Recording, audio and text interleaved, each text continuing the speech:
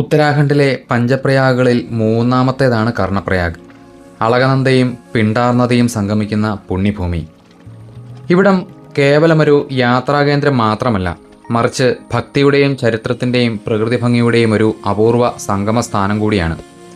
ബദ്രിനാഥ് കേദാർനാഥ് യാത്രികരുടെ ഒരു പ്രധാന വിശ്രമകേന്ദ്രവുമാണിവിടം. കൂടാതെ ഗഡ്വാൾ പ്രദേശത്തെയും കുമാവോൺ പ്രദേശത്തെയും തമ്മിൽ ബന്ധിപ്പിക്കുന്ന പ്രവേശന കവാടവുമാണിവിടം.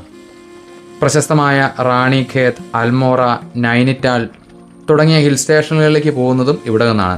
അതുകൊണ്ട് തന്നെ ഹിമാലയൻ സഞ്ചാരികളുടെ ഒരു പ്രധാന ഹബ്ബ് തന്നെയാണ് ഇവിടം. ഈ സ്ഥലത്തിന് കർണപ്രയാഗ് എന്ന പേര് വരാൻ കാരണം മഹാഭാരതത്തിലെ വീരനായകനായ കർണനുമായി ബന്ധപ്പെട്ടാണ്.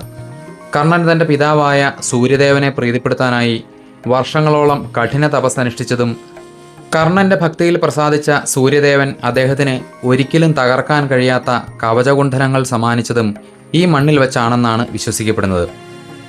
ഇവിടെ ഒരു കർണക്ഷേത്രവും തൊട്ടടുത്ത് തന്നെ ഒരു ഉമാദേവി ക്ഷേത്രവുമുണ്ട്. പാലം കടന്നു ചെല്ലുമ്പോൾ സംഗമസ്ഥാനത്തിനടുത്തായി ഒരു ശിവക്ഷേത്രവും കാണാം.